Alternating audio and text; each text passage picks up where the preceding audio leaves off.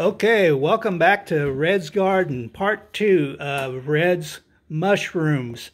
We're making the shiitake mushrooms, and if you remember, last episode, she did the inoculation part, and you can see all the white particulate you see in that bag. That is all called mycelium from the shiitake mushroom spores. So today, we're ready to add that to the substrate that we prepared last night.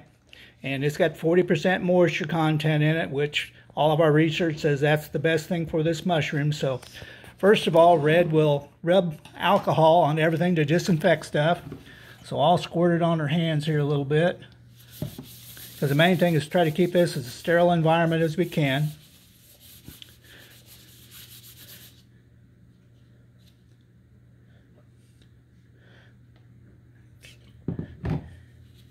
And we're going to everything that we touch, we're trying to rub it down a little bit. That's what our last step. She'll be using that to load up the pellets with. It's going to have the spores in it.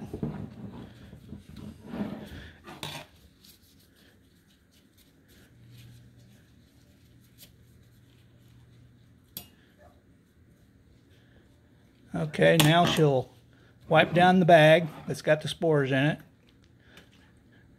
because it was a sterile bag on the inside, but it's been handled a lot, so we're trying to eliminate as many bacteria that we can.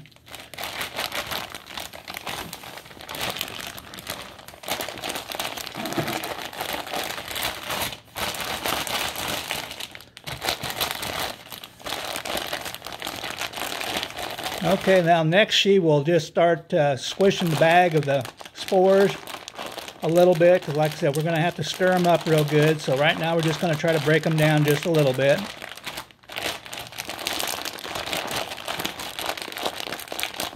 That way it'll be a little bit easier to put into the substrate.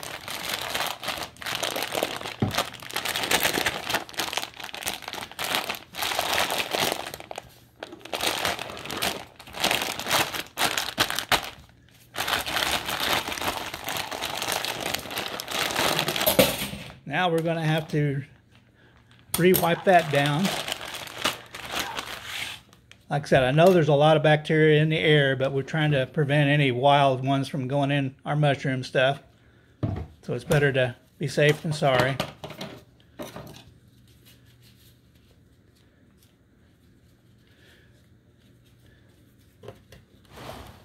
Okay, I think we're ready to open this bag up.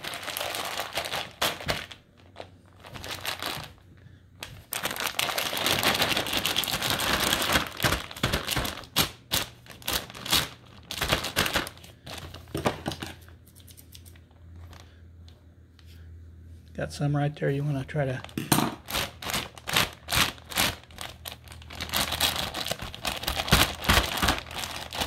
Alright, that looks pretty good.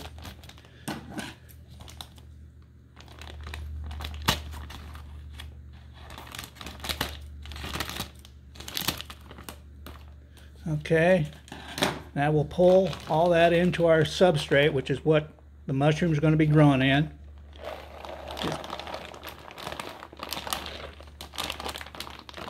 Okay, and so you can see the mycelium on top. Now, that was actually a rye grain, R-Y-E, and it's going into our wood substrate. So we're going to be stirring that up, mixing it by hand.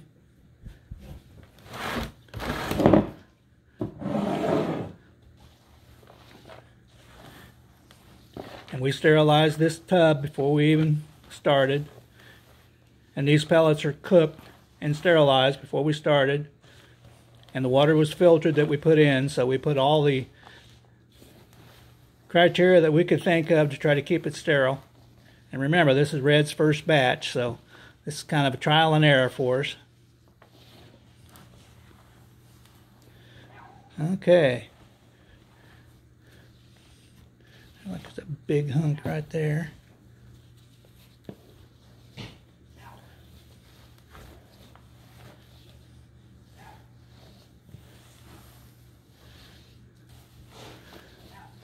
Okay, now here's the container that we're going to try the bucket method. And as you'll see, we've got holes drilled, and we like to recycle stuff. This is a bucket that we've had, but we've wiped it down with alcohol several times. And we also put see-through medical tape on there. I know it's kind of hard to see that, but it's on the bucket. So when the mushrooms start to fruit, they're going to start growing toward the light, and we'll be able to see through there where they're at. And once they start getting around the tape itself in the holes, we'll remove the tape, and then they'll be kind of on their own. So now Red is going to load that up and start filling up our bucket.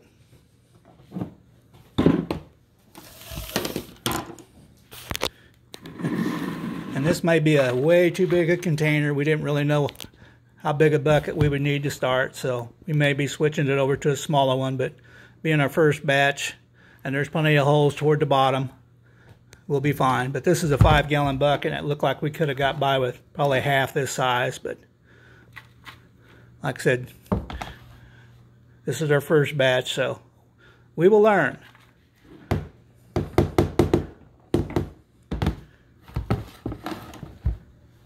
And as you can see, you can't see any of the white powdery stuff, which was the mycelium, so that's all mixed good. There's a chunk right there you might want to break up a little bit.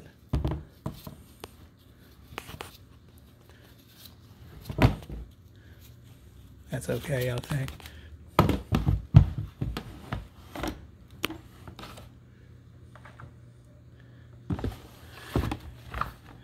And this ended up being 2 pounds of pellets, 2 pounds of water, and 1 pound of grain. So it's actually a 5-pound total.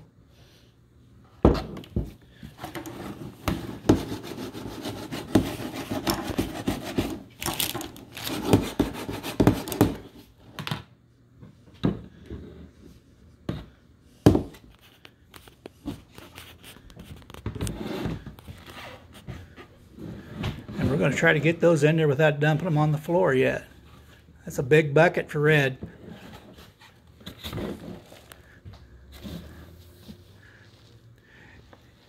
And we had no idea until we got started of how many minerals and vitamins are in these mushrooms. So this is going to be like the healthiest food you can almost eat. And also it even includes vitamin D, which I had no idea about that. Everybody needs vitamin D, especially if you don't get enough sun. And we'll be talking more about the benefits and stuff of this later on, but it's quite an item that I hope everybody will enjoy to watch it grow. So we'll be back in about 2 weeks to see if we've got any fruiting started out, which is what we're looking for to happen when it'll come toward the light. So until that happens, thank you for watching, and we'll be back with another update in about 2 weeks.